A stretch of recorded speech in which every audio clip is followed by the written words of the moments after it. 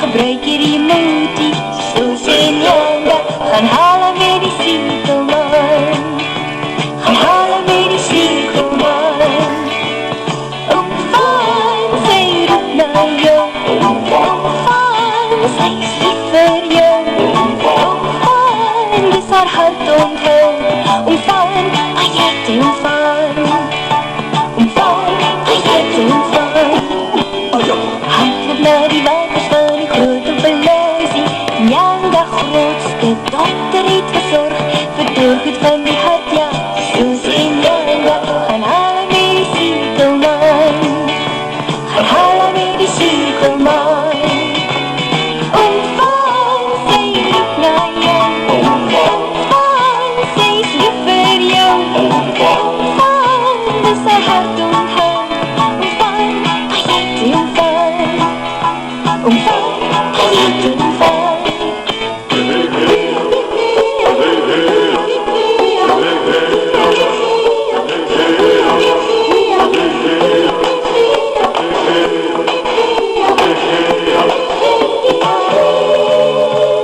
Hardloop na die waters van die grote verluisie. Oom Van speel sy pen en die fluitjie van aan. Sy is die een wat sy hart so roer. Met sekelman gaan hy haar hou. Met sekelman gaan hy haar hou. Oom Van, sy roep na jou. Oom Van, sy is lief vir jou. Oom Van, dis sy hart onthou. Oom Van, baie te oom Van. Oom Van, baie te oom Van. Oom Van, Hammerkasse, oom Van. hammerkasse, Oom Van, hammerkasse, oom Van, hammerkasse, oom Van. oom Van, hammerkasse, oom Van. Oom Van, hammerkasse, oom Van.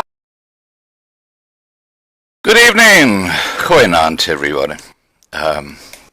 Please have a very blessed Christmas and a safe holiday period. And thank you all very much for your support during what has been a tough year for South Africans. I now have very close to 6,000 subscribers, which is amazing, on my main channel. That's Loving Life. And just in the last couple of weeks, we've gained 1,000, which is fantastic. Now, let's look at the comments of the week before we have a chat to Alice. And as usual, I've got a couple of positive ones and one which is kind of negative. Thomas Miller wrote, Scott, I hear what you were saying, but it could also be river sand and building sand companies that are consolidating. I know that even PPC Cement has mentioned that the construction industry in South Africa is going down the tubes, especially now. My construction business lost our contract due to BBE complicity because I refused to spend the money on the certification process because this is all about bribes and safety files.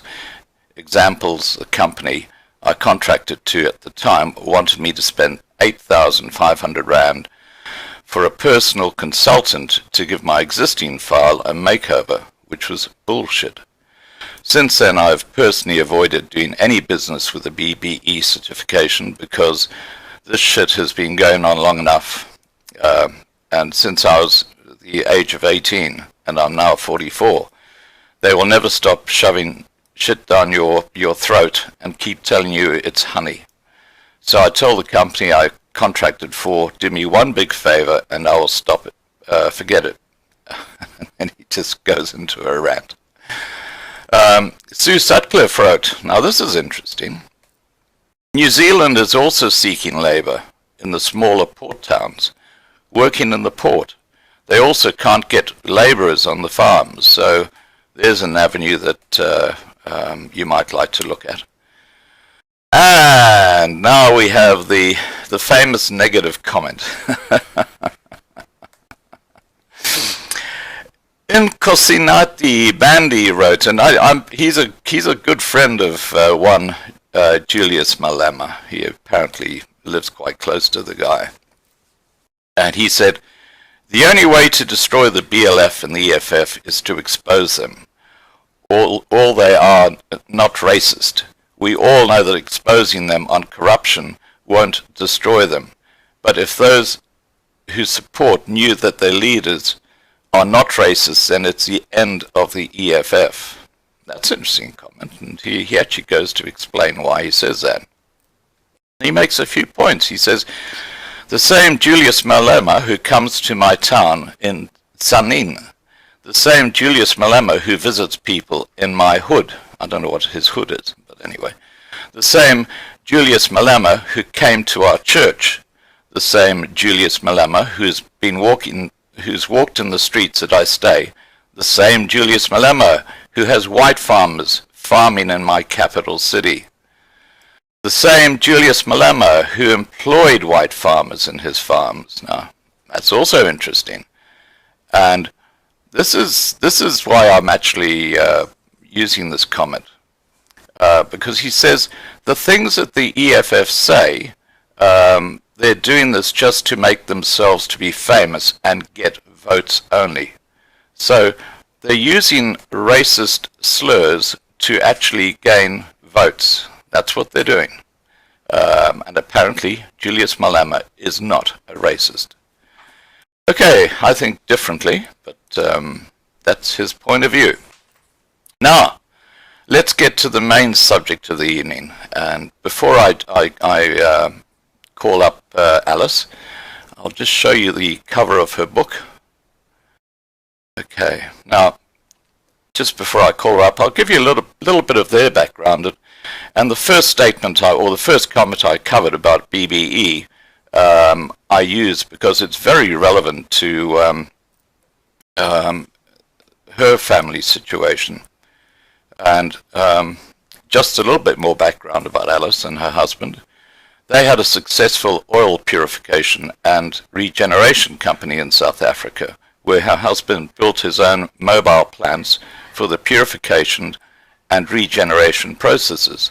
However, since they weren't BEE compliant, they were prohibited from tendering for jobs at the mines and municipalities, which were their clients. This ended in them having to close down the company and sell off their plants. Since they were working with transformers over online, Alice and her husband weren't prepared for the liability issues regarding unqualified staff or directors, and just refused to hand over 51% of their company. And I think a lot of you would know what Alice is talking about. Now, I'm going to dial her up and we'll start our conversation. Okay, here we go.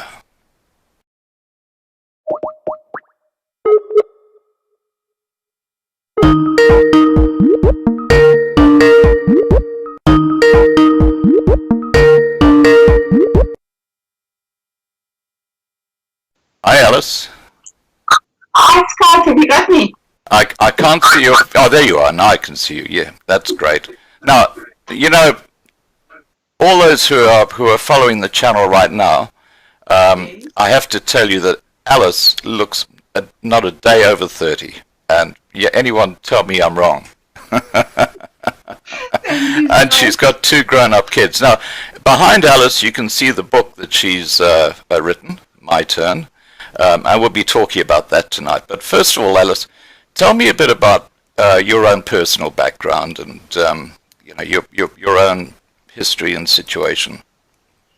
I think it's a lot like any other South African. I mean, we were born there, we were raised there, we went to school, we studied, we got jobs. You know, everything was the way it should be.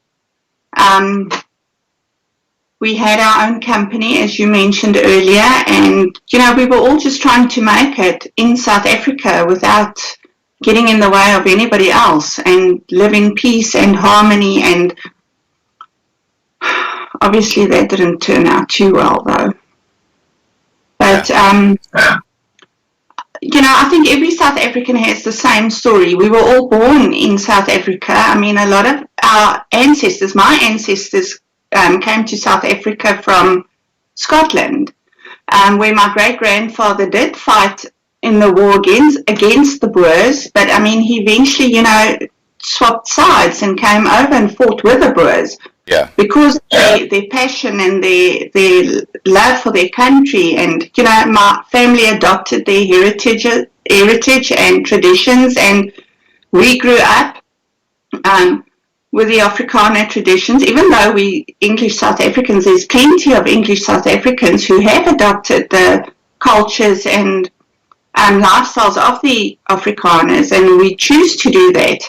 My two children are raised as Afrikaans-speaking South Africans, and that's their first language because we're proud of it. You know, we're proud of them, and we're proud of who they are, and you know their strength and honesty, and you know, Afrikaners are great people, and they've always been great people. Yeah. So tell me what got you into writing? I've always been a writer. I mean, I used to start writing poems in primary school, stupid little poems that I kept to myself, and then just, you know, I think it just flowed into the next thing, which was stories and fiction, of course. You wrote romance novels, didn't you? Yes, I do. I've got a few. That's what I do. I write non-fiction, really. This was a first for me. But, you know, romance, a little bit of paranormal fantasy, wherever my head takes me. Now, what drove you to move to the US, and what is your situation now? Well, no, we haven't moved to the US. We are just here on a book tour. Right. We are 5th month, I think, into this tour. Yeah. So that'll be coming to an end soon too. Yeah. So you're coming back to South Africa in the future. Yeah. Yes. Right. Well. And how's the book tour gone? Good. It's gone good. I've gone to Barnes and Noble and a few fairs, and got out and met with people and readers and other authors, and it's been good. It's been really good. Yeah. And it's different. It's very different to South Africa. So I've enjoyed that, and I've enjoyed seeing other authors here and how different it is for them here than in South Africa. Yeah. So it's been a lot of fun. And what inspired you to write the book My Turn? Well, you know, for years, I mean, I've had so many Facebook profiles blocked and other social media accounts blocked because of, you know, voicing and trying to create awareness of what was going or is going on in South Africa. And I've spent years doing that, and just nobody listens. And those who do listen are so easily manipulated by the myth of South African genocide that they just fall away after a while, you know. And the frustration came in when people from other countries would say, but you stole the land, just give it back, then there wouldn't be a problem. Yeah. I mean, what land? You know, whose land? Give us the list. Give us the title deeds of way back when it was stolen, and we can talk about it then, you know? Nobody can come up with anything to say that farm specifically was stolen from that person by that person. It's just we stole the land, give it back. And that frustrated me tremendously because, you know, growing up in the 70s in South Africa was during the apartheid years, and I couldn't understand the deep hatred out there towards white people, white South Africans, regarding the apartheid years, because we didn't grow up as they you know, say we did. I mean, we didn't have slaves. My father didn't have slaves. My grandparents and people we knew didn't have slaves. So I just couldn't, quite get my head around that. Yeah. So I'm being hated for that, and I don't know why. There are two things that I really find extraordinary. The first is that if you are born in a country, you are as African as anyone else in that country. I mean, that's the first thing. And to suggest that, we don't belong there is just ridiculous. Yeah. And the other... Sorry, carry on. No. Okay. And the second thing is that, apartheid ended over 24 years ago now. So anyone who is in their mid-40s was not party to that particular type of system. They might have grown up in it, but they never voted for it or anything like that. But, it's only the older people and not the majority of white South Africans who had any involvement at all in the apartheid process. I didn't know anybody, and I mean, my grandmother would have been 120 or something. Yeah. Had she been alive today. And I didn't ever, there wasn't apartheid in our lives. Yeah. I had friends of colour. I mean, we used to sleep over at each other's homes when I was 6, 7 years old, and that was in the 70s. Yeah. And another thing, when the night bell went off, in the evenings, we all scattered to get home, so it wasn't just, I just don't know I don't know what they're being taught and what they're being told, but it's just not right, and it's not the truth, Yeah. So it's frustrating, and I think all that, and over the years of trying to just, the history is falling away. They don't even know the history of our country. They don't know, when the Bantu nation migrated into South Africa and when the Dutch got here, and before that it was the Portuguese, that history is just not being taught. Yeah, that's right. Well, apparently they're taking the whole colonized side out of the history that they teach in schools now. But you can't change history. No, you can't. Events that happened. Well, they are. That's a crazy thing. It's crazy. I mean, it's not even that easy to change something that's fiction, and yet here they are trying to manipulate the history we learned at schools and change. They're changing it to suit them and their agenda, and that's wrong. That's so wrong. Have you many friends or family who've experienced violence directly in South Africa? Yes, I think we all know somebody, and we're all related to at least one person who's gone through something in South Africa. I mean, we've had our own little run-ins over the years, especially, that's what I said to somebody the other day. I think it was Brandy. Sorry.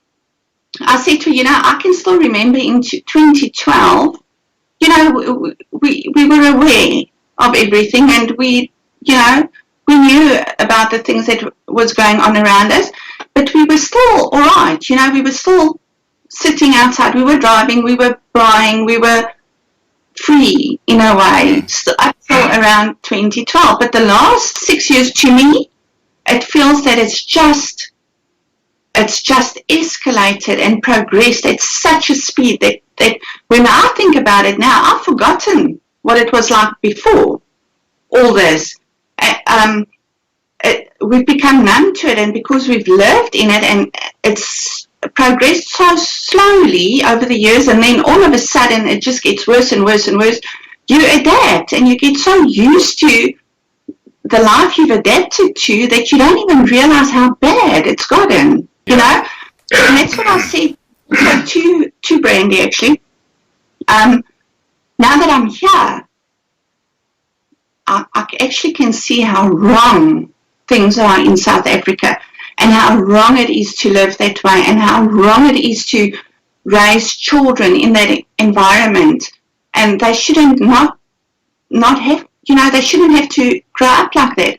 People shouldn't have to live like that. We shouldn't have to live behind bars, and you can't even open a window, because the one thing that happened to us was our burglar bars. They'd come in during the day when nobody was home, sawed off the burglar bars and just fit it back nicely into the window. And tonight, they just lift it out when everybody's asleep, so you don't hear a thing.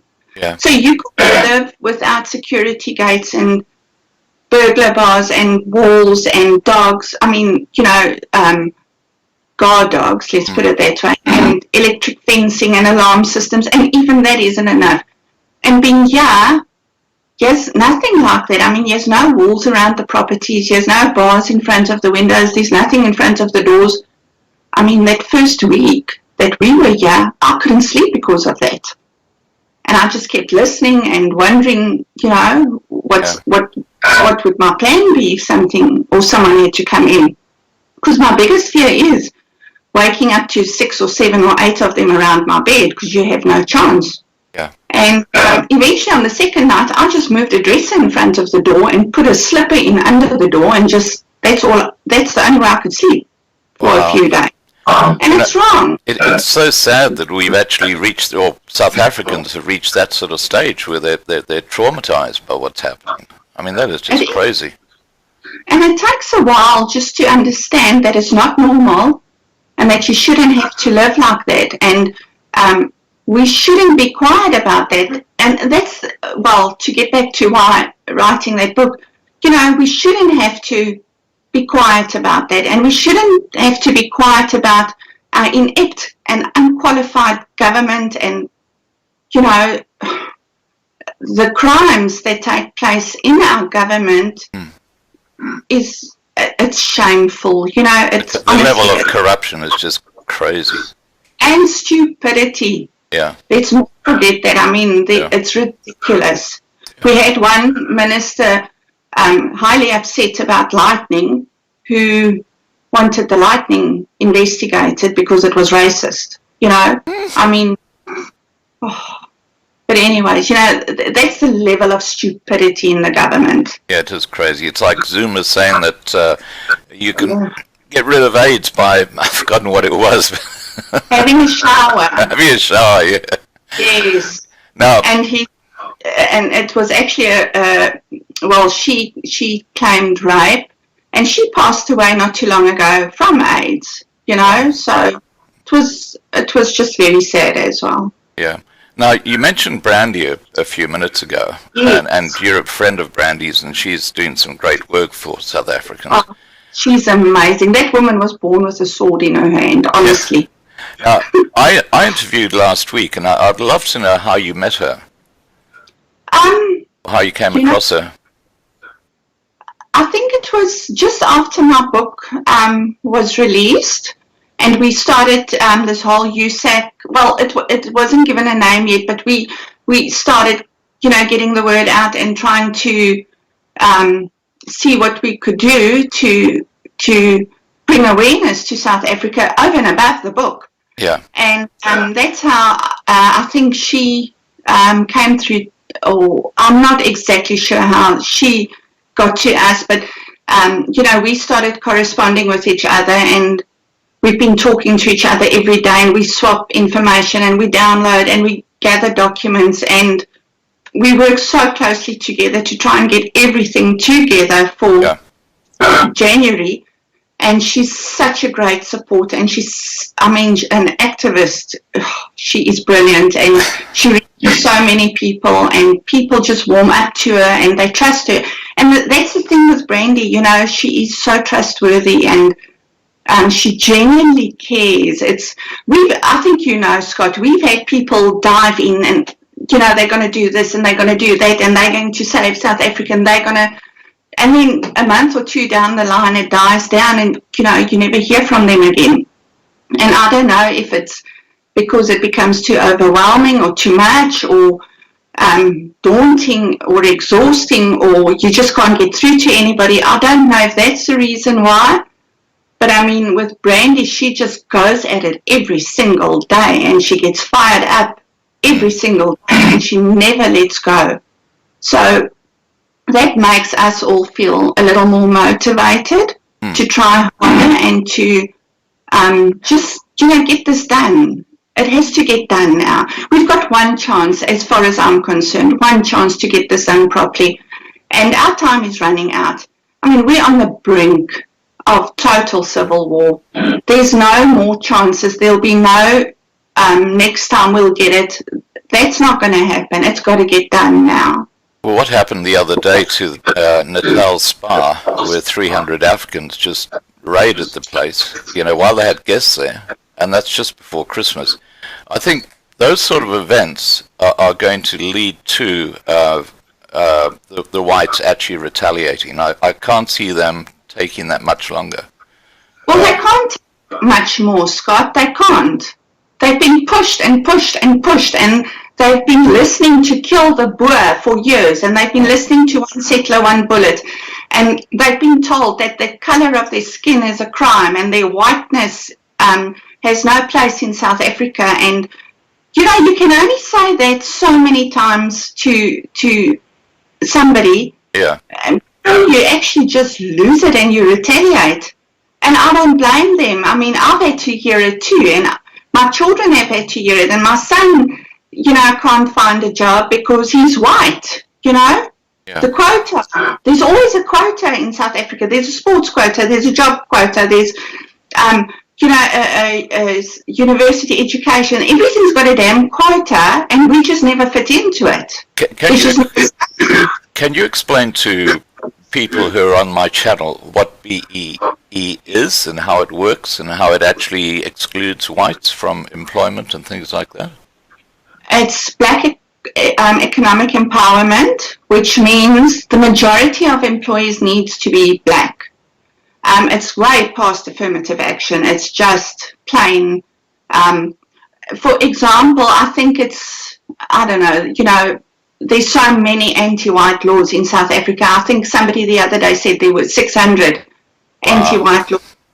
But Black economic empowerment is where the majority of employees and directors and supervisors and they have to be black. So I think we allowed 8% of the job market in government sector, but that's not where it ends. In private sector, your company has to be black empowered too. So whether I've got a tire shop around the corner and I want to be able to replace tires for the clinic down the road, I have to be black empowered, and I have to have a director that owns 51% or more, and I have to employ the majority of my staff has to be black. So I can't work for the public sector as a private company if I'm not black empowered. And then often, they're incompetent, and the schooling, the pass rates are so low. University entrances aren't as strict as what they used to be, and the pass rates there are so low. Yeah. So you find incompetent staff all over, and these companies fold. The private sector just folds. Yeah. I mean, I worked at UNSA, which is the Medical University of Southern Africa, in the 90s. Sorry, Scott. And we were a black university, a medical university, just for black students. And, they would fail their finals, and they would appeal, and they would get, put through. And I always used to say, I just pray that I'm never in a car accident on my way to work, because if I had to end up in Baragwanath, I know what the doctors are like. Yeah. And I know what they do, and they don't know much. So that's the problem with empowering the wrong people to do jobs. It should always be the right person for the job. It doesn't matter which country it is. And everybody should have the same chance to go to university and go to school. And you can't even apply for the YES program online that was opened up by Ramaphosa, where he wants to create jobs for the youth. It's 3 yeses that you have to put in when you apply, and if you say no, you're not black, coloured or Asian or whatever the case may be, you can't go further. Aren't the Chinese honorary blacks in South Africa? Aren't they what? Sorry? Honorary blacks in South Africa. Yes, I think I did see something like that, or they are classified under that. Yes, you're right. I think you're right about that. That's extraordinary. Well, There's so much that's so wrong over there. And like I said, we get so numb to it that we don't even, we move on. Yeah. Something gets done, or another Chinese police station is opened up, and you just, shake your head and you move on. And we shouldn't just move on.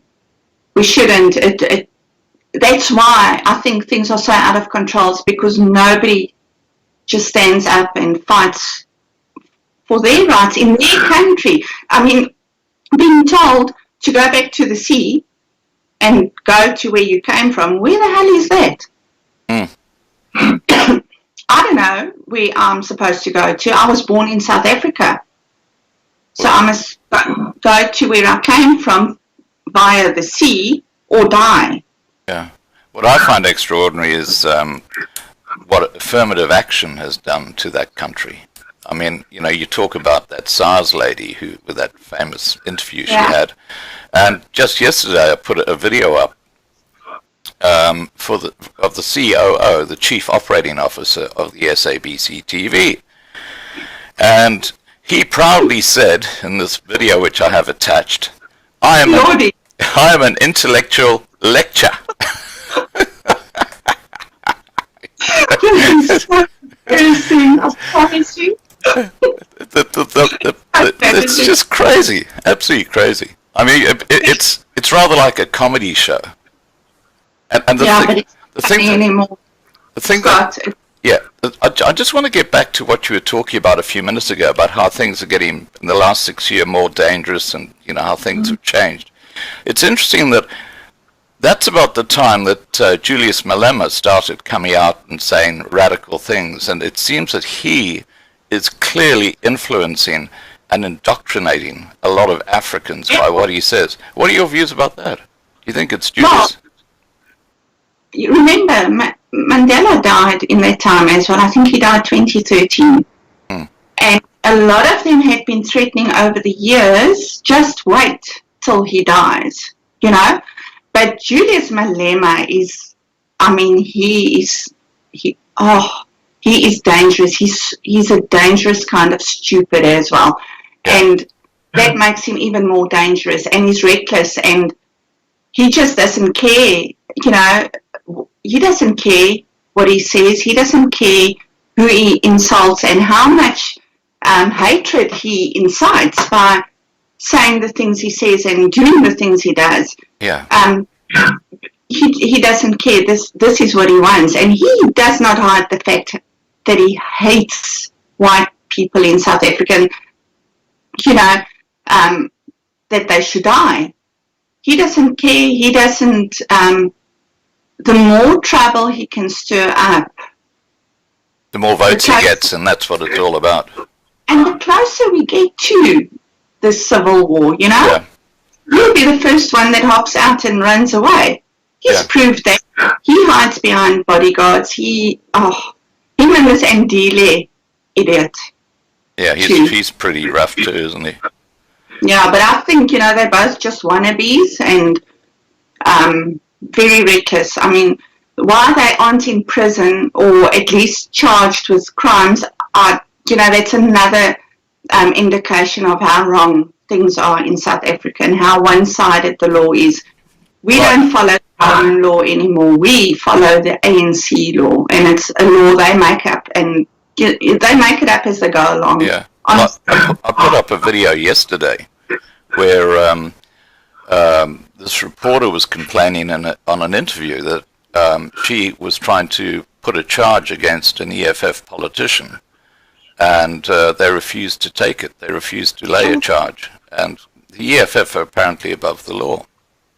Yeah, they are, and they say it too. They don't worry about saying it. I mean, Julius Malema has made it very clear. Even though there's a chance that the expropriation bill doesn't go through, no law will stop him from taking land. There's nobody that can stop him. Even Jesus won't stop him. I mean, is that not it's crazy? Awful. So wrong. Yeah. Okay, now let's get back to your book. We kind of got distracted a bit there, which is cool. It's so worked out. Okay, tell us and give an overview of your book. I mean, I know it's got different parts where you talk about farm murders and you talk about the corruption of certain politicians, and there are different parts of the book. Can you just overview the book itself? Well, obviously the main focus is the targeted murders, even though people just still deny that it's happening. But it's an insight into the farm murders, and not just farmers, black and white crimes in general, and the protesting and the violence associated with it. I mean, it's unbelievable the amount of violent protests, where everything gets burned down, schools, hospitals, municipalities. I mean, a mayor doesn't resign and they go and burn down the municipality, and the new library. I mean, that was a beautiful library that they were going to set out for university students, black university students, and they burned that down. It's crazy. It deals with the fear. There's a farmer story in there. I don't know if you read that, Scott. It's a very good friend of mine who, they're such good people, and they're so involved in their community, and the farm workers have the best lives. I mean, they take such well care of them. They send them to school. They take such good care of the community, and I mean, they've received a blueprint to murder on their farm. Their fears and how they have to live, and the extent that, they have to go to protect themselves and their farms. I mean, she walks around 24 hours a day with a weapon fixed to her side. She had to throw out her blinds and hang heavy dark curtains in front of her windows just as a safety precaution. She doesn't go to sleep at night. I mean, being here, I'm 8 hours behind them. Yeah. And I would go on social media in the evenings, and I'll see she's awake and she's on social media, and it should be 2-3 o'clock in the morning over there. They don't sleep. I mean, when someone's out on the field, they're all up and they're all awake. They all just have to keep an eye out for the next person on the farm, and it's just wrong.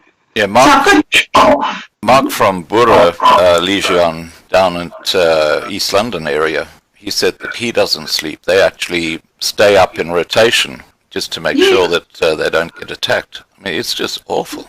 Sorry, carry on. It is. And, that's why I just put her story in there. And I mean, I had to beg her for a story, and she doesn't like attention or anything like that. But it was so, it's awful to read, how they have to live every single day. It wasn't much different for us, but at least, we're not as remote as they are. Yeah. So it's harder for them. And then it deals with, obviously, the corruption in the cabinet. Ramaphosa's first words were, we're going to sift out corruption in the cabinet. But he rotated it, and he appointed all these criminals. So I just don't understand what he means by sifting out corruption when he's got the corrupt of the lot with him. So he's such a liar, actually. But it deals with that. And then the stupidity and the idiotic things they come up with and say. There's a chapter in there about Steve Hofmeyr. I know, he's very controversial, and not many are a fan of his, but he's also been treated so badly in the past, and he's lost a lot, and he's been boycotted to such extreme levels because, he just speaks the truth, and it's so quick to shout out racism, or he's a racist, or he's a supremacist, or he's a propagandist, and all he's ever done was create awareness. And if the race factor is mentioned, it's because that's how it happened, and I just felt the world only gets one side of the story, and so many people have branded him as a racist. So I speak a little bit of that. I feel just, we should be thankful for his efforts and all that he's been trying to do. And then, the big thing about DSTEM, I mean, they make DSTEM out to be this apartheid song that just is a no-no. And, Nelson Mandela himself didn't ban the song. Why should it be banned? It's a poem about peace, love, and the beauty of a country that just, added music to it, and that was our national anthem. It's actually a prayer, I think. Yes, it's it calls for peace, and it speaks of beauty. And, there's no reason why it should be linked to apartheid. It was a poem that, but anyways, so tell me, why isn't Kill the Boo banned, or why is there not such a controversy about that, or One Settler, One Bullet, or there's so many of those songs, and there's so much of that hatred coming out on social media. But DSTEM, which is a peace-loving poem, is a problem. So I feel, it's just wrong the way people just judge and place labels on other people who speak out and defend your tribe. So you cover that in your book, basically, Steve. Yeah, a little bit of it. Yeah. Obviously, I don't know him personally, and I'd hate people to think it was written as a personal thing, but it's not. I mean, we grew up with him. We were youngsters in the same era, and we follow him closely. And, he was the only one that really stuck around and kept talking about it and kept creating awareness. And even though he was boycotted, and even though he lost a lot, and he was damned to hell by the ANC, and he just still carried on. People don't know the truth behind that. People here don't know the truth behind that. And that's what got to me the most, I think. People here don't know. They just get what the government, I suppose, wants them to get. Well, the media is so biased in their reporting, and the easiest way they can intimidate someone is by labeling them. And the label they always use for anyone who stands up for a white person is right-wing extremist and racist. And that is it's a throwaway term, and it's meant to intimidate people. But the result of that, in reality, is that the word racist has completely lost its meaning.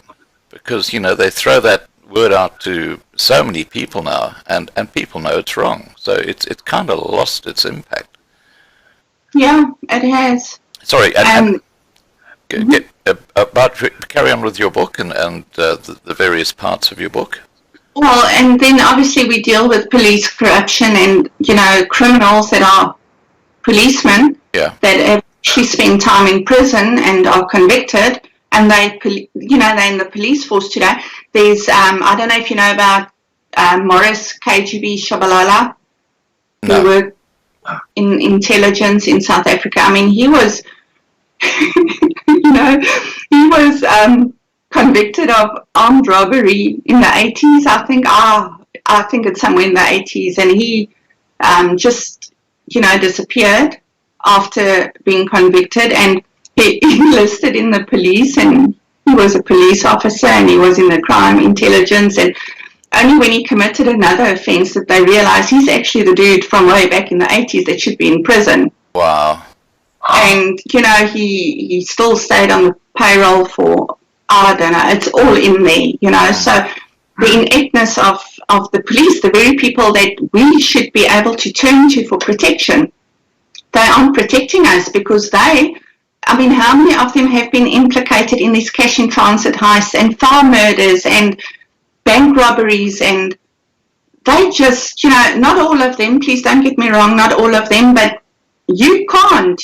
I mean, we've had situations where we've had to get the police out to our place, and they've just never pitched. They've just never shown up. So you can't even really make a case against anything because they just don't show up. Wow. Or if they do show up, it's not serious enough to make a case or to open a case or file a docket. So, it deals with a lot with that as well, and hate speech and Julius Malema and his cronies, and that's about a whole little like you say, Scott, snapshot, you know, a little bit of everything. Yeah. Well, the way I see your book is like it's a timestamp of South Africa today. Today, Yeah. yes. Who's the most corrupt government official that you came across in your research?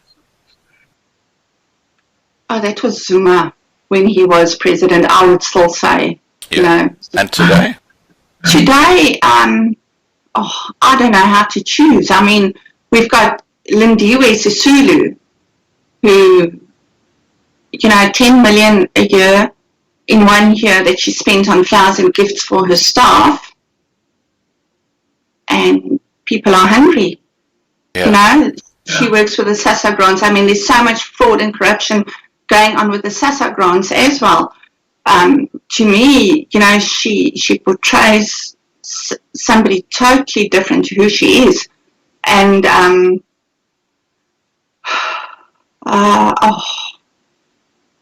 I can't even think. I would just, you know, Lindiwe, I mean, and Lodi and Ellen Shabalala, I mean, those, you know, but they're from the FCC. So, but you cover them in the book, don't you? So there's a really interesting section. I really enjoyed that. It actually sort of covers what these guys are up to. Yeah. Okay. I mean, the 14 million that was stolen. Wow. Now, just while I'm thinking of it, there's a link below this video to where all the people who are watching, we've got nearly 100 people watching right now, where they can actually click on that link, and it takes you to the book, which you can buy either in hard copy form, or you can buy the Kindle version, which is only about $4, I think, isn't it? Yeah. Yeah, something like that. And tell us where the money is going to, because I think that's something a lot of people don't realize, the sales of the book. Well, you know, that book was done to create awareness, not only for people in South Africa who still aren't aware, but mainly for outside the borders of South Africa, in a bid to try and get some help for our people. But the proceeds of this book will be used to help South Africans who have fallen on hard times as a result of unemployment, especially the white squatter camps. If there's anybody or families or people that are able to leave or want to leave but can't financially, you know, it'll be applied towards that. Wherever the need is at the time, it'll be used for that. It's very difficult to say specifically this or specifically that. You know, for example, Brandy was telling me about one of the guys who takes food to the white squatter camps, and his bucket broke down, and he started walking just to get food to these people. I mean, so obviously a person, somebody did donate him another vehicle, so he's good to go again. But obviously, you know, it depends on where the need is at the time. Right. But it will be used to help South Africans in any way that they need help. Well, that's a very inspirational thing you're doing, because you know, there is so much poverty now amongst the white community in South Africa. Yeah. Well, it was pledged by the publishing house, so you know, they can be assured that that's exactly what will happen to it. Yeah. Now, would you like to read a couple of extracts from your book for me? Well, I was thinking, Scott, to do the last section. Yeah. So I don't have to jump around on the tablet the whole time. It's okay. You go ahead. Take your time. I've got the last section of the book, Cry My Beloved South Africa. Yeah. Do you want me to start? Sure. Okay. Sorry. The message is clear. There is no room in South Africa for the white minority population. The EFF, BFLF, IFP and the ANC government have been engaging in a silent, slow-building warfare against a targeted race, my race, in South Africa for years. Slow enough that the pursued South Africans, along with the world, doesn't notice, but quick enough to see the total extinction of the Afrikaner in South Africa within the next few years. The South African law has turned into the ANC law and is divided. Double standards are applied based on race, as is evident in the many hate speech charges and outcomes of late. When a group or race is specifically targeted for eradication, it must be labelled as genocide. How can we not? What else do we call it?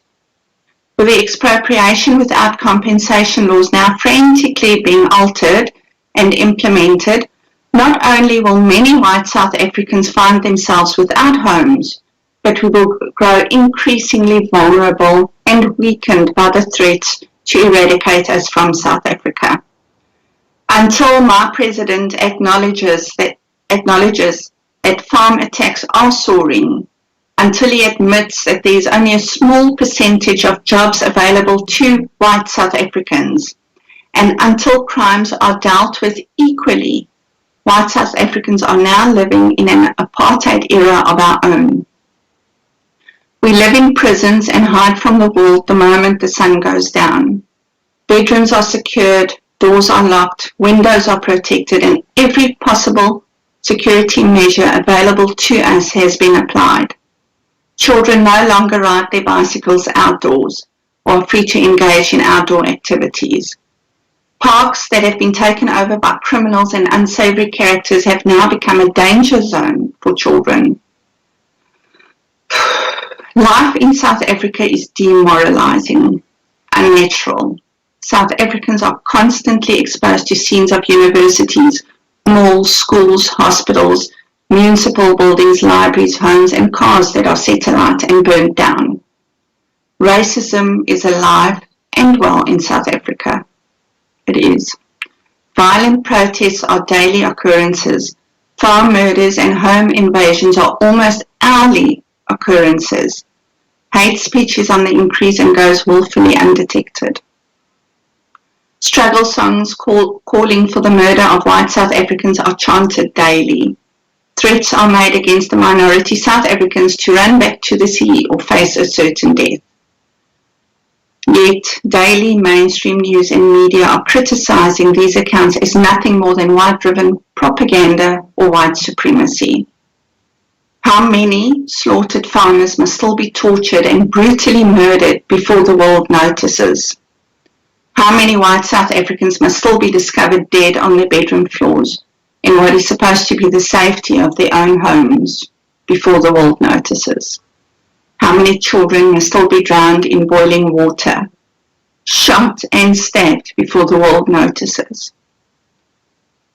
How high must the unemployment rate be before my president acknowledges that South Africans will eventually starve? How many more police officers must be implicated in crimes such as cash in transit heists, robberies, farm murders, and corruption before my president understands that selected citizens are not protected? How many more bribes must traffic officers accept before the world sees a problem? How many old, fragile people must die in hospitals before the world heals to the incompetency of the employed South Africans? How much crime must South African politicians, presidents, and cabinet members commit before the world sits up and notices? When will the world ultimately relent and admit that genocide is currently taking place against the white minority citizens of South Africa? How can we find peace, harmony, and unity when we are a tribe slaughtered for the color of our skin? When will my turn come? Will I be murdered tonight, or will I have one more day to pray for my beloved South Africa? Beautiful. I've got to tell you, in the side chat, we're getting a lot of comments from people who are just so moved by, what you're saying. And I'll just read one, and that's because you can't see the side chat. And Lorraine Nellis wrote, "You have a big heart, Alice, and a great love for South Africa and your people. I pray for justice and equality of life for all of you. God bless you." So that's the sort of kind of comments that we got coming through, which is lovely. Now, Thank you. just getting back to what's going on in South Africa, and you touched on the Chinese police stations that are going up. What do you think is going to happen with the Chinese influence in the future in South Africa? Do you think they're going to colonize the country? I don't think South Africa is ready to even know what could happen. I mean, I don't think anybody realizes the real motives of the Chinese. And that's only my opinion, Scott. It's not anybody else's opinion. But, you look back on the history of the Chinese and how they've sort of just, come in like a wave, and they want to own the world, and they don't have loyalty. It's about business and it's about money. And they've always wanted Africa. Africa's always been, we're rich, we've got minerals and we've got stones, and we haven't even begun to mine all there is to mine in South Africa. We've got gold and diamonds, and think for yourself, China has ulterior motives. Yeah, I absolutely believe that, especially with that loan to Eskom that they gave Eskom, all that money, and it's probably been salted away by the Eskom people already.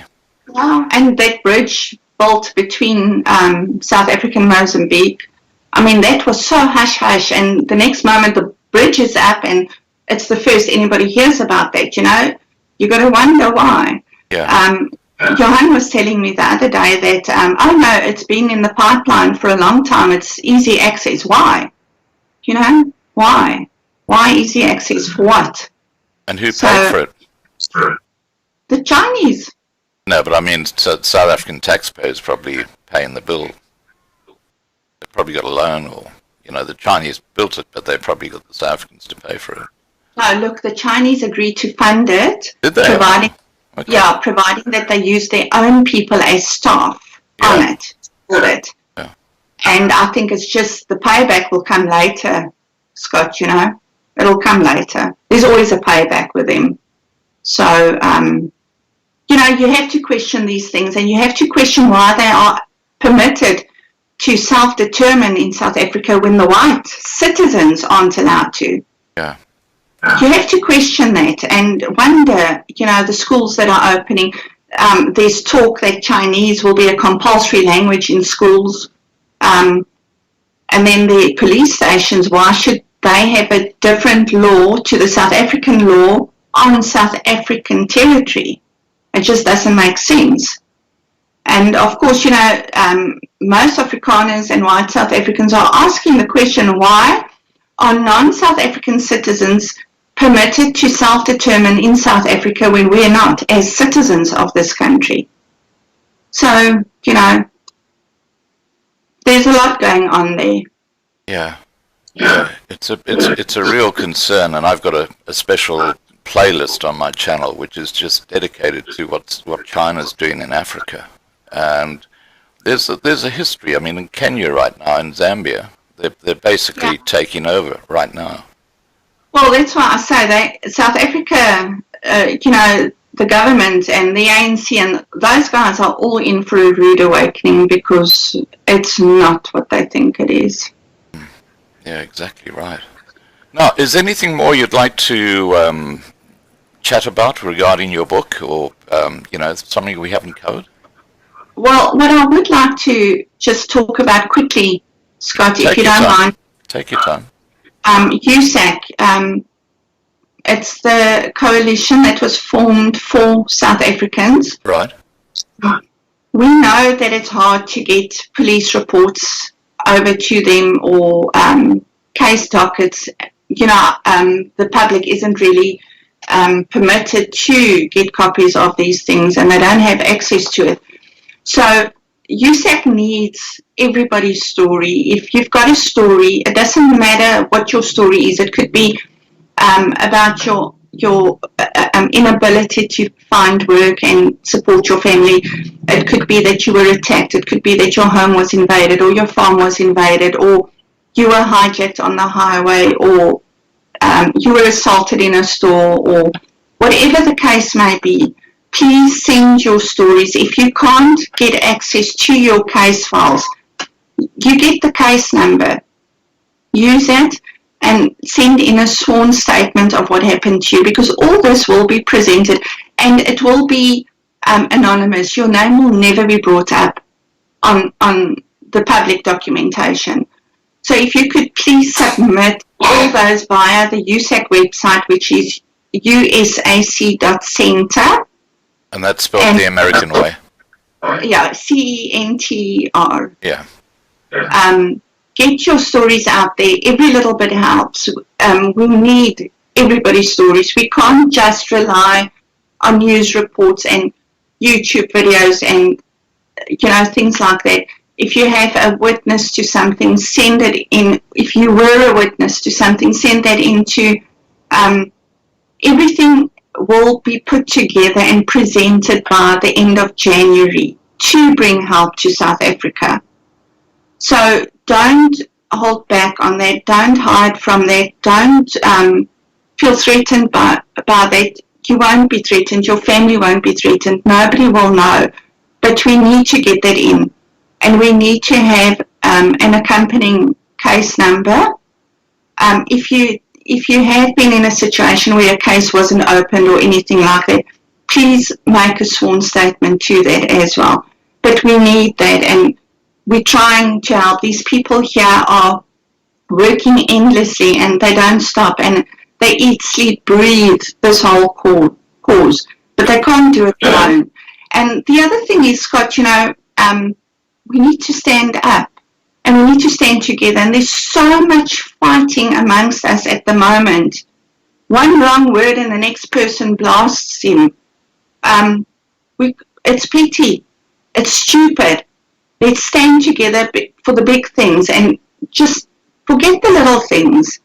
We can't do this if we divide it. And we can't let stupid things divide us, like somebody's grammar or somebody's use of language or something stupid like that.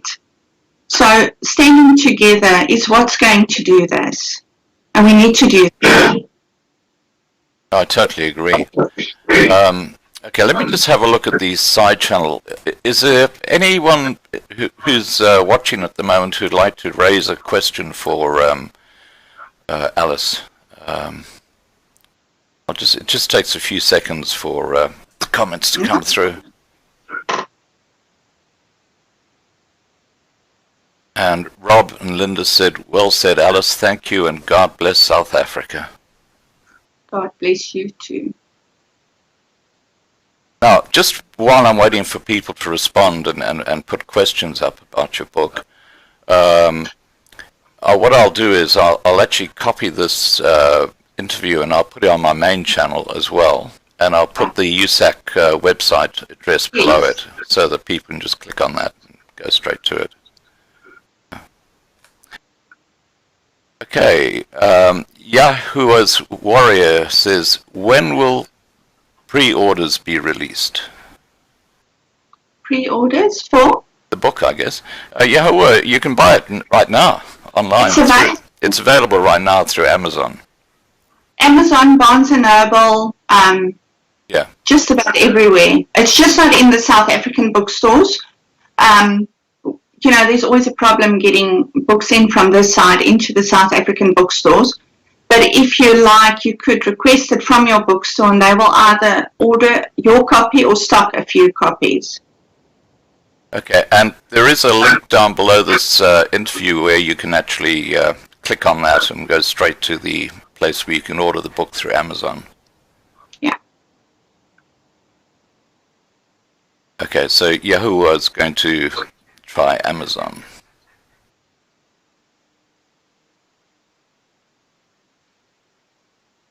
Yeah, the side chat's a bit slow, so you've got to wait for the comments to come through. Okay, so Lorraine Nels asks, what would be the best scenario for the restoration of South Africa in 2019?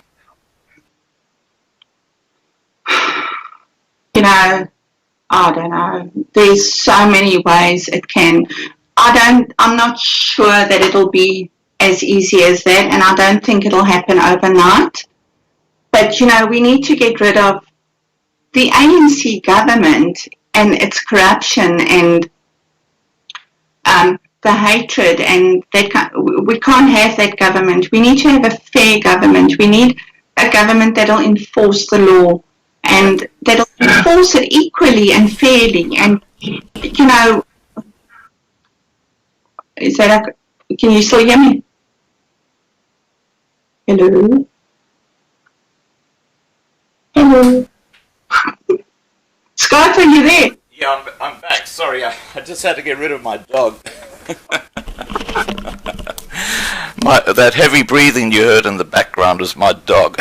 It wasn't me, so I've just got rid of the dog. Oh. He sits beside me and he gets excited sometimes when he hears me talking, so he starts. No, I think you heard me.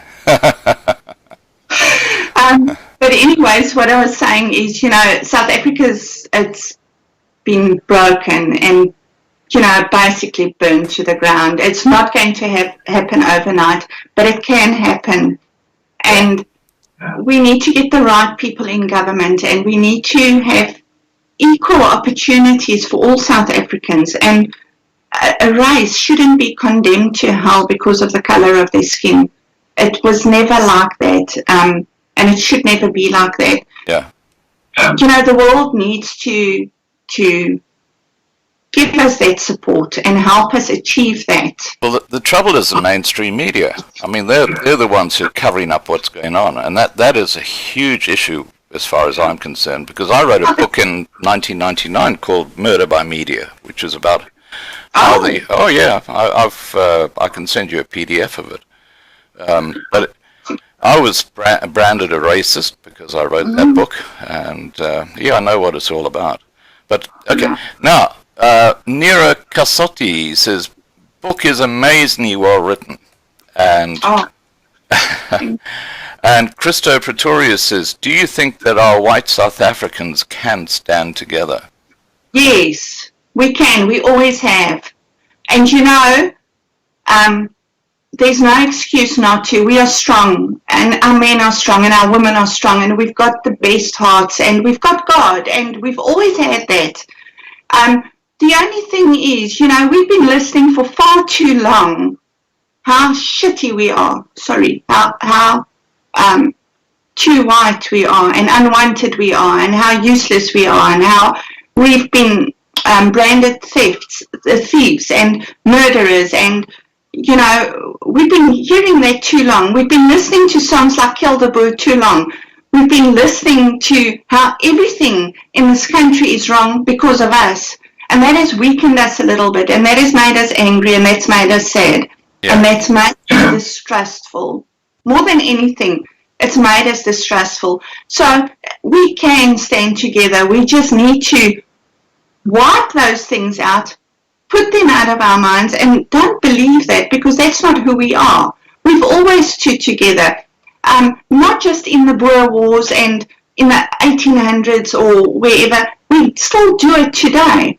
We do it for our family. We do it with our friends, our neighbors. When something goes wrong, we stand together and we fight together. It shouldn't be different now. It shouldn't have changed. But that's the one thing they would have succeeded in, is if we don't stand together. They would have gotten what they wanted. They have divided us, and we shouldn't be divided, because that's not the Afrikaner way.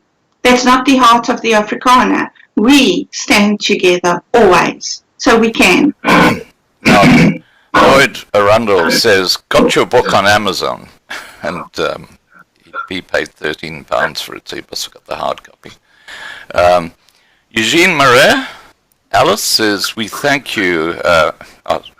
Eugene Marais says, Alice, we thank you. Please make people aware where you live, and yes, we are broken. And he asks, where must we go? Number one, go to USAC's website. That's your first step. Go to USAC, go give your details in there and stand together and fight this thing with us. We can. We've gotten so many people together already, and we've got the world paying attention. People are sitting up. They're beginning to see, the truth behind the mainstream media veils. They're beginning to see the truth. So just start somewhere and start there and get everybody else to as well, because we are coming together, we are standing together, and we won't be alone in this fight. Whether it's a physical civil war breaking out or whether it's a fight like this, we won't be alone, I promise you. And Glenn Llewellyn on Dreaded 88 says, what is the petition link? Now, is that petition still open or is that closed? There's one that Craig Montgomery has put out for 1 million signatures. Okay. And that's still going. We've got till January to get that done. Can you email me that link and I'll put it below these videos? I'll do that. Cool.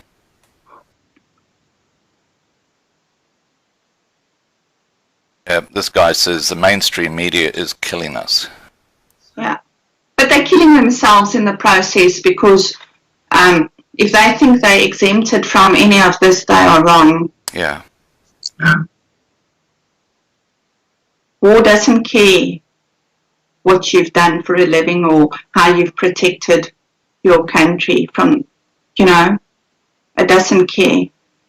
Lorraine Nels says, I love the tenacity and determination of the South African people, and I stand in solidarity with you. God bless you all.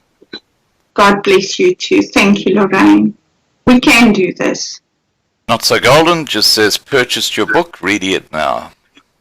So it's starting to get in there, and I suggest everybody get this book because it is absolutely, and get a few friends too, because if they're overseas and they don't really understand what's going on in South Africa, that book will explain to them exactly what's going on in South Africa, and they'll understand what's happening. Because they don't, and that's what I found when I got here. People just don't know. They don't know anything. I mean, I've had people look at me like, really? So, you feel so stupid saying things you say because it sounds so far-fetched. But, it's not. I mean, there was a time for me, personally, when I thought, is it really this bad? I mean, we're so many South Africans still living here and functioning daily and just getting on with our lives. It can't be that bad. But yeah, it is. It's worse than that bad. Yeah. It shouldn't be like that. Timothy Keith has just said, I've just ordered a copy from Amazon. Thank you. Thank you so much. And Rory Pike says, is there any way of getting a copy for us that can't afford it? Rory, it's only $4 in the Kindle version, so I'm sure you can afford that. That's about a cup of coffee. It's quite pricey, even in Kindle, when you don't have Scott. But the money, all this money is going to a very good cause. The point that Alice is making is that the money, or most of the money from the books that are sold, are actually going into a fund to help South Africans in need. That's the bottom line. Yeah. You want to just go through that again, Alice, because we got a lot of new people who've come in and they might not understand that. Just about where the money from the sale of books goes. If you just cover that again. Okay. The publishing house who published the book have committed the proceeds to be used for South Africans in need. And, it doesn't matter at the time what it is. It depends, obviously, at the time what the need is. It'll be used for that. But it could be for anybody in need. The squatter camps, the white squatter camps, to try and get people to leave if that's what they want to leave, to do. Whatever the need is at the time is what it will be used for. And for example, I gave Scott and everybody else an example earlier. One of the people taking food to one of the white squatter camps, his bakkie was stolen. I think it was stolen. And he just carried on walking to get the food to these people. he was donated another bakkie, but just to give you an example, any need that there may be at the time, it will be dealt with through the proceeds of this book. Okay, there you hear it from the horse's mouth. I'm just going through these comments that are coming through. Scott, I just want to say something to my daughter. Sure. I'm cool. I'm cool, girl. She loves you. She's here, is she? I think she's asleep right now, but okay. Well, she'll watch this later. Yeah. Yeah, she's in Australia too, so yes, she's there. Someone said here, Dreaded says, Alice, can you please defect to the US while you're safely here?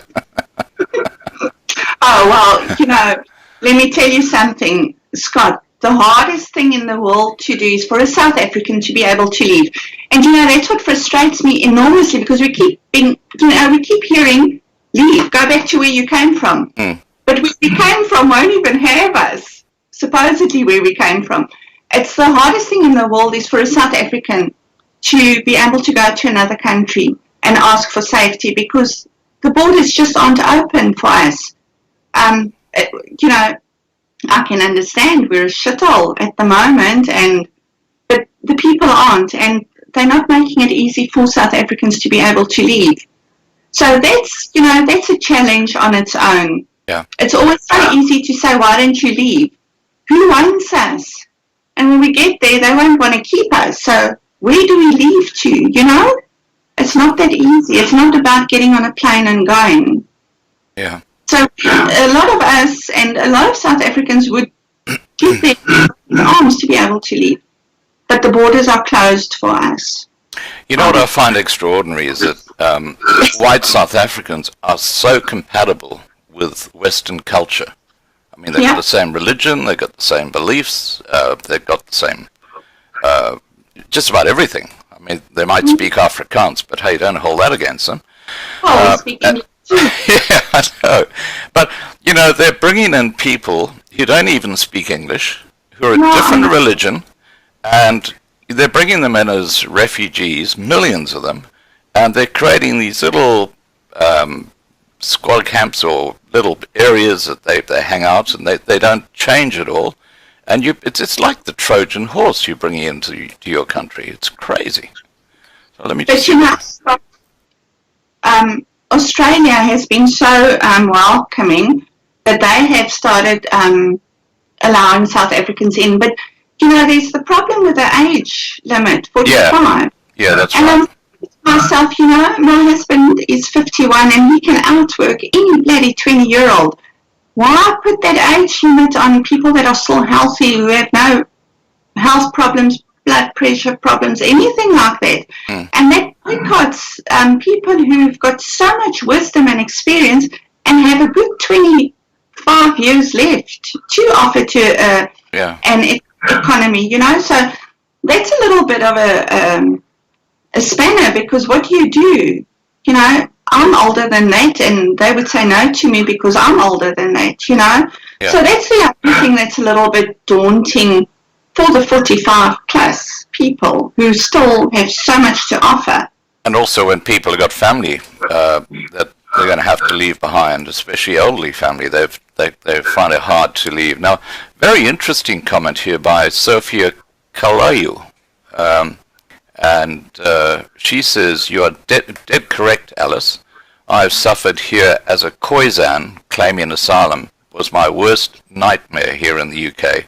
For 9 years, I was waiting for papers. So that's an interesting comment. Yeah, it's hard. The system, it just works against us again. It works against us in our home country. It works against us in any other country. And we don't know why, and we don't know, what more we can do to prove that. We don't want grants. We don't want charity. We don't want to be a burden to any other country. We don't want to have the country responsible for us. We just want that chance to get out there and work and, do what it is we do to support our families and live peacefully and quietly, and I don't understand it. I don't understand the kind of people that are getting it and the people that aren't getting it. Well, I've got to add one little thing about white South Africans in particular, and that is their work ethic is fantastic. I mean, when I first came to Australia in 1986, I worked like I used to work in South Africa, and I went straight to the top of, I was in marketing, I went straight to the top. I was, bringing in a huge amount of business. And what I noticed is the Australians are so lackadaisical, they kind of just, oh, she'll be right, mate, where when I came in and I had this totally different attitude as a white South African, they actually felt threatened because I was showing them up. Yeah. But we are hardworking people, and we don't like charity, and we don't like handouts, and we're proud as well. We're not proud in the sense of we're better than anybody else, but we'll figure things out for ourselves without help, unless it's really, really there's no other way. But we make a go of it, and we always land on our feet. That's the thing with South Africans. We just land on our feet. We were in concentration camps and we landed on our feet. We've gone through a lot of crap over the years, and we're still there, Yeah. But the thing is, they know this, and we're becoming a little bit, it's taking a little bit too long, and, the game has turned into a really dirty game right now, where they getting to them through the children and the women and the jobs, and by making them inadequate and feel, they're not men enough to support their families. The South African man, Scott, what makes him a man is the fact that he can defend and support his family. Yeah. And the moment you mess with that, you break him. Someone's written here, Kevin Grimbeek says, Alice, you are so right. It's the Germanic blood in us. Yeah. And Nigel Sodden has written, the world government seem to hate the white South Africans, which is very sad. But anyway. All right, guys, are there any more questions that you'd like to ask Alice while she's here? But Scott, before the world needs to remember as well that the Boers never hid away from their neighbours, and they never backtracked on their neighbours, and when they needed help, when they needed our soldiers, and when they needed our fighting, we were there.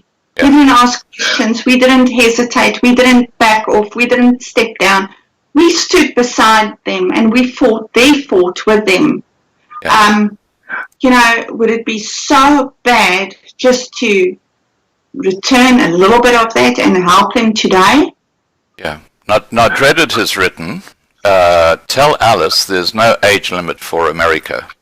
And he says, I wish I could talk to her. I'd tell her what's needed when someone defects. I say it's excitable. Now, if with your permission, I might just send him your email address, and you can perhaps talk to him direct. That would be great. The only thing is, President Trump has got so much on his hands at the moment. Yeah. I doubt he's going to, change any laws for us. It's such a strict rule, and it's so hard. But, I understand it. If you look at the kind of people coming in here and coming illegally, I don't blame him. I've said that to everybody. People are so quick to blast him because of his immigration laws. And why? If South Africa had those laws to begin with, we probably wouldn't have been in the position we are in today. And they need to learn from that. So good on them for Trump's strict control of immigration. I can't fault him on that. He's right. Yeah. Now, just an interesting comment that's come through, and I'll just read it out to the forum. Sophia Kalu has said that's so true, Alice. I am an immigration consultant, and if anyone wants to travel or leave the country, please feel free to contact me for information. Now, just on that question, Sophia, would you be charging people?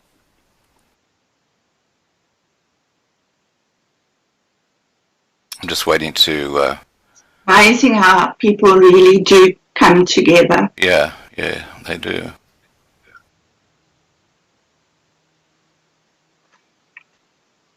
Okay.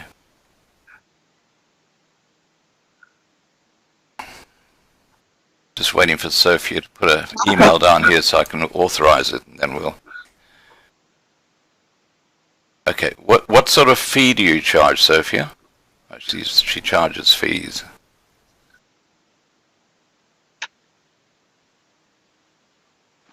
All right. Look, Sophia, I'll just put my email address in here, okay? Because we're getting distracted now. Just send me an email and we'll have a chat. Okay? So I want to get back to our conversation here with Alice. All right, guys, are there any further questions that you'd like to ask of the author while she's here? Now is the time. And while I'm just thinking about it, I do wish you all a wonderful Christmas and festive season and Happy New Year, and know that there are a lot of people out around the world who are praying for you and what's going on in South Africa. And Alice, you might like to just make a comment about that to the people listening. There are about 100 people listening at the moment. I just want you all to be extra safe. We all know how things get over weekends and holiday seasons and that. So just be safe and just look out for one another and give each other a hand. Look out for one another, you know, and have a Merry Christmas, and don't stop praying and don't get up from your knees. Just stay there and just fight and just don't give up. Don't ever give up. There's too many people working for you to give up. Glenn has written, does Alice have a sister? She has two sisters, Glenn.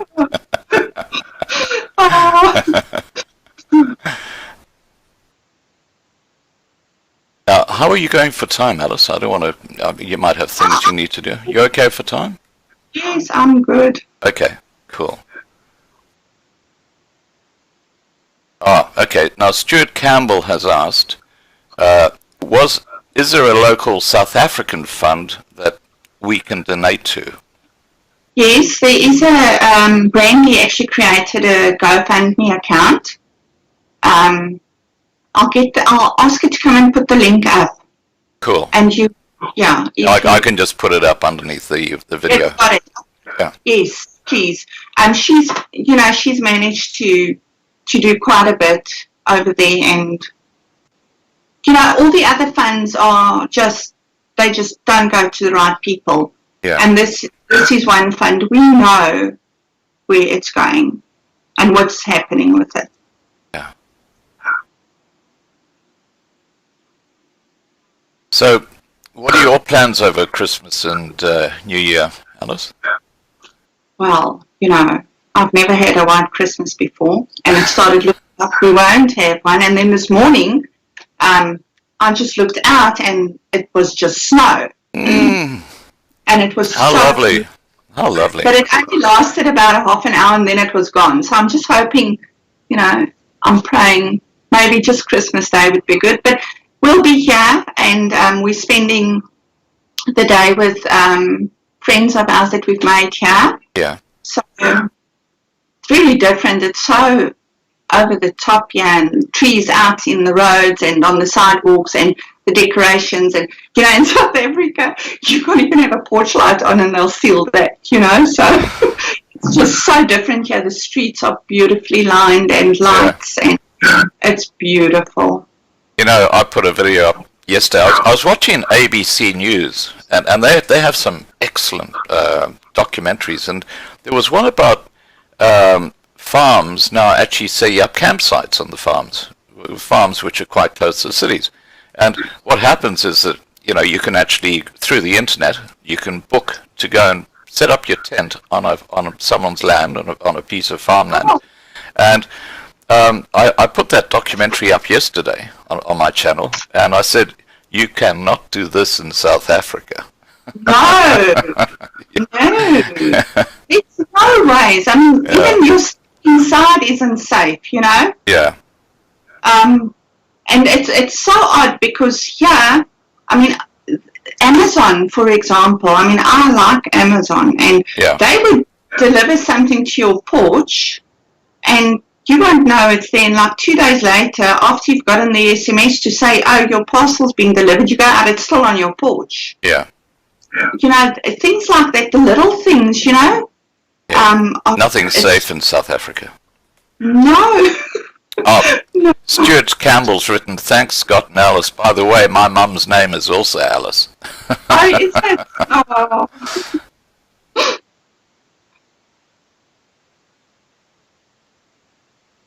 And there's so much food, Scott. I hope you know that. Oh, yeah. Yeah. Look, I've been to America 3 times this year. Okay. I was there in March and August and in November. In March, I went to Philadelphia because I love history, so I went through all the old battlefields. And then in August, I went to New York, and that was amazing. Central Park is just extraordinary. And then in November, I went to Vegas, and I saw the Grand Canyon. I've actually got a video up about that.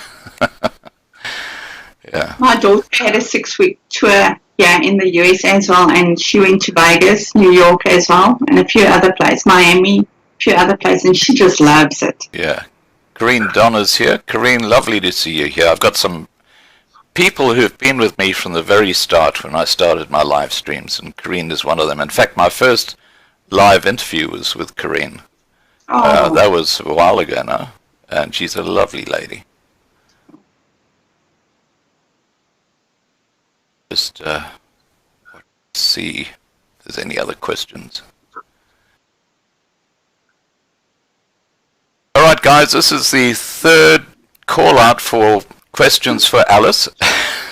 If you just put them in now, I might have missed your questions earlier because I'm kind of talking to Alice and kind of following the side chat too.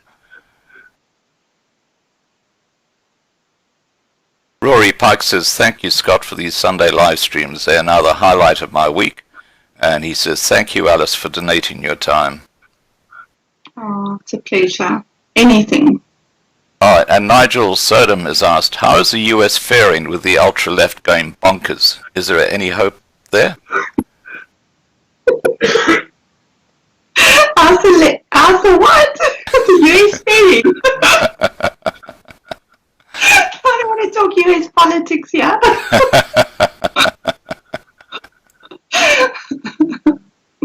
Christo Pretorius said, when is the next book due? Oh, the next one. Well, I don't think I'd write another one like this again. It was the worst thing I've ever done, and I really did not want to do it to begin with. Yeah. I like love and romance, and, you know, that's what I like, and that's what I love. Tell us about your romance novels and give us a couple of titles. And do you use Alice there as well? Yeah, Alice VL. On Amazon, all the titles will come up. So they just type in under Amazon Alice VL and up will come all your books. Well, there you go, guys. You can, if you like romance novels, that's the way to go. But I'm not sure there'll be another book like this. It was the hardest write of my entire life, and I hated it, and I just struggled to get through it. I really struggled. I've never struggled with a book before, and I just really struggled with this one. And it was just so demoralizing, and, you know, having to face up. You know, it's one thing to hear something, it's one thing to look at something, and to look at it every single day and know that this is what's happening to you and your people every single day. Yeah. And how progressively worse it's just gotten. And the thing is, you know, Scott, I mean, this book was twice the size. I mean, it was like, I had so much written, and I just had to pare it down. Yeah, and that horrified me, because there's so much to say. There's so much more that I didn't say. You know what I find extraordinary about your book is all the references at the back. There's something like 450 online references to the book at the back. It's a huge resource. It's fantastic. Yeah. I wasn't going to let anybody call me a liar. Yeah. Now, Lloyd Arundel, sorry guys, it's just, okay, Lloyd Arundel, would you consider writing a book on Nicholas van Rensburg? Do you know Nicholas van Rensburg? Who's Nicholas van Rensburg?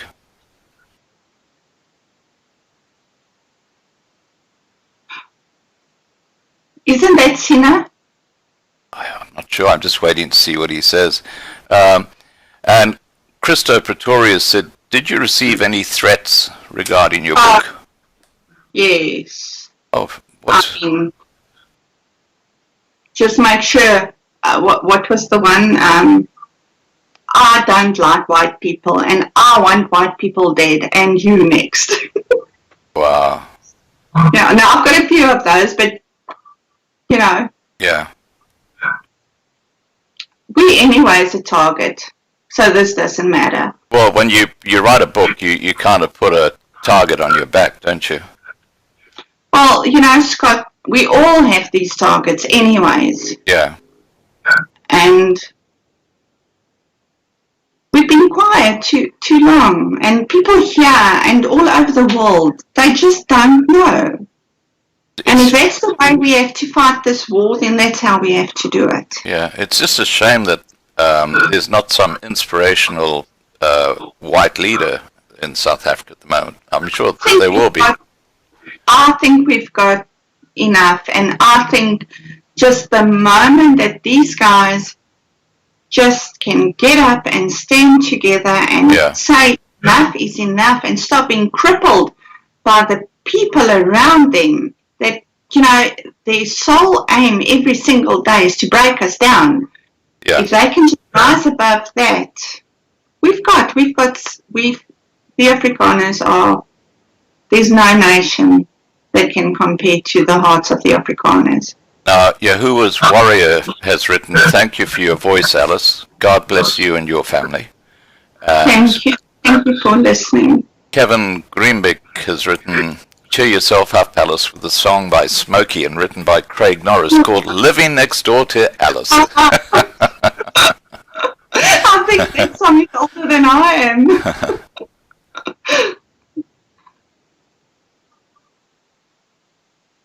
I think Nicholas van Rensburg is Sinner, if I'm correct. Did you? I've got to check this, but Rory Pike says German president has stated that there will be no investments in South Africa until BBEE is removed. That's right. That was about 2 weeks or 3 weeks ago. I remember seeing that. Let's just hope others follow. Yeah. Because they need to place sanctions against South Africa. Exactly. And that'll force China out. Number one. That's number one. They've got to go. Mm-hmm. Yeah, China's a real Trojan horse. And you know, they part of founding members of the UN. Yeah. BRICS. Yeah, the BRICS countries. Well, South Africa's one of the BRICS countries. That's a truth. Yeah.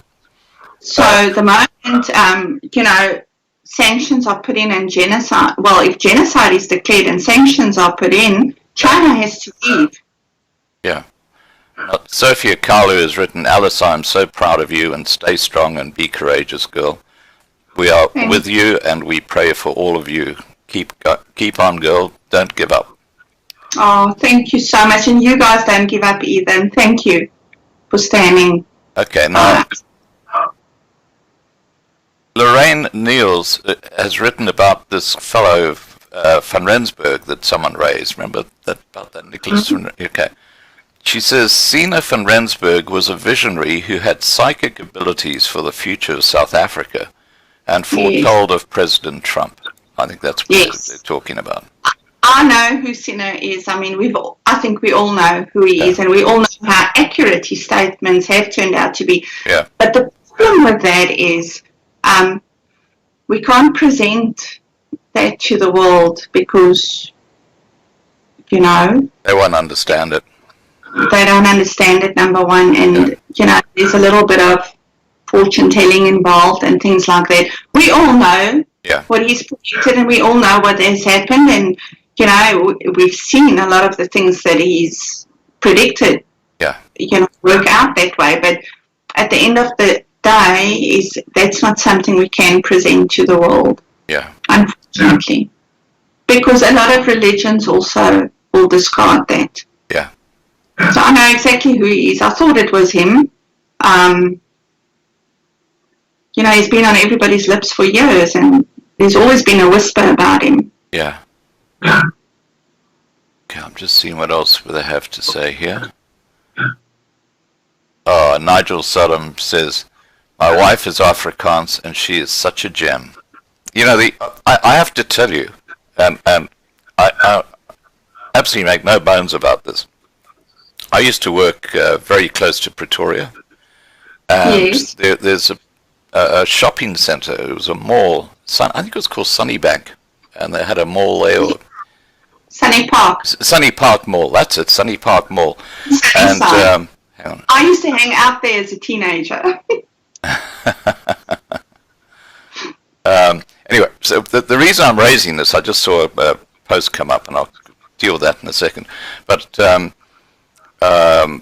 women, the Afrikaans women, they were the most beautiful women on earth. I mean, I used to literally go there and have a coffee and just, just ogle all these beautiful women walking past. Oh my God, they were gorgeous.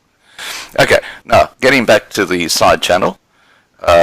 Dreaded has written, Loving Life Live, important. Scott, she has just written her own ticket to American citizenship. The death threat makes her a political asylum claim.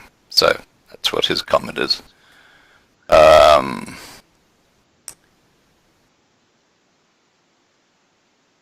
don't think it's that easy, though. I don't think it's that easy. Okay, I'm just authorizing someone's email to be shown. It's Nigel's. So Sophia can contact him.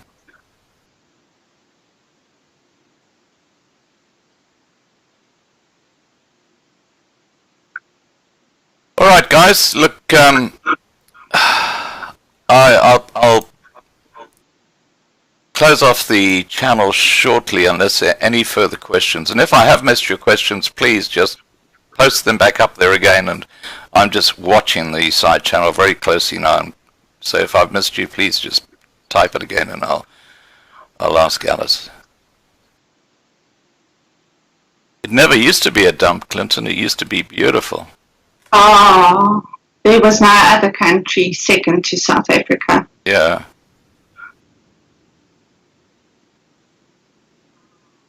Oh no. South Africa wasn't second to another country. Oh no, it used to be an absolutely amazing country. I actually lived in the Drakensberg. I had a farm there. But this is when I was a kid, yeah. And I was lucky I sold it, because I think I'd have a problem now. I think there would be squatters on it. They just making such a mess of things. Yeah. All right, guys, no further questions you want to ask Alice? I hope you enjoyed the interview, and Alice is an extraordinary woman. And so are you, not a woman, I mean, but you're extraordinary. I hope I'm not a woman. You're not. I'm just checking to see. Okay, so they're all saying thank you so much, Alice, basically. And thank them all. I can't see anybody, so... Yeah, I know, I'm just reading out what Clinton Thomas says, I know, my girlfriend grew up in Sunnyside and her father had a pet shop there. Well, she must have been one of those beautiful Afrikaans women. That was the hangout place for us in the 80s. Yeah, that's when I was there in the 80s, yeah. Oh, crap. Yeah. We used to love going there. We had the ice skating rink and, yeah. That's for the years. Guys, I'm going to close down the chat channel in about 5 minutes. So just so you can have your conversations and talk to each other.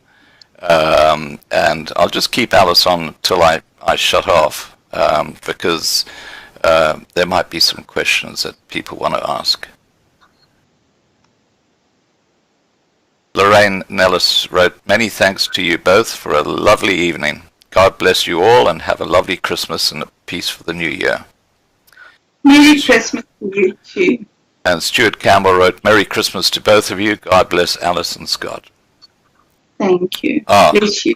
Now, Lawrence Sneyman has written, "Alice, I need to know how we can get out of this country. Please, I have 30 years experience. My email is," and that'll actually appear in when you go back and have a look at the video. You can have a look at what he says there. There is a group, and they're not quite on their feet yet, but they are getting there quickly, who are establishing themselves to try and help people leave South Africa. So just hang in there. Yeah. We're getting it done, and we're going to get it done, and get those out that can't stay any longer. We're going to do that. Okay. Kevin Grimbrick says Sunnyside was a Lani place. Naughty. Alan Storm says, "Yeah, thanks everyone, Scott and Alice, and each and every one of you. Merry Christmas, guys." And Scale Model Vamp says, "Merry Christmas to everyone, and just for laughs, I'm not a hoe, and Mary doesn't have my lamb." Didn't have my lamb. Sunshine Savannah says, "Merry Christmas all."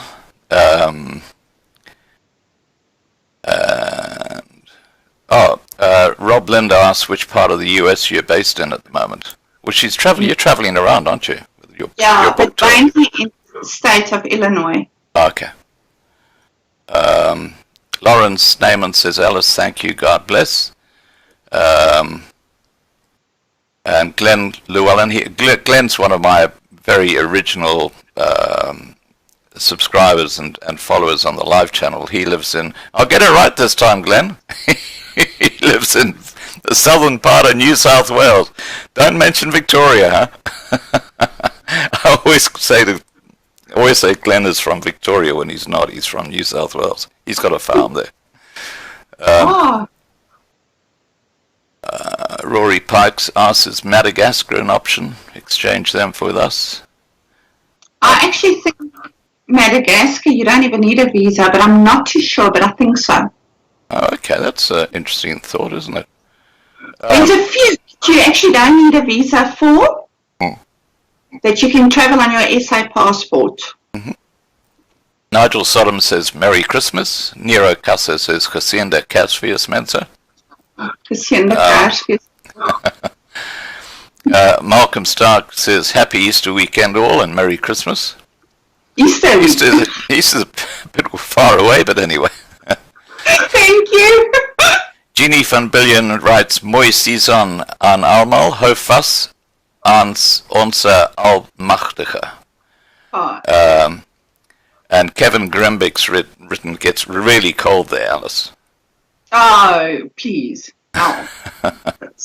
No, don't talk to me about cold. Oh. Stuart Campbell says, "Merry Christmas. All on the site. Enjoy and stay safe." Merry Christmas and be safe too. Yeah, and Jenny Sangster says, "Merry Christmas to both of you." Alien Storm says, "My sister lives in Texas if you need company, Alice." Ah, thank you. Cowboys, rodeos.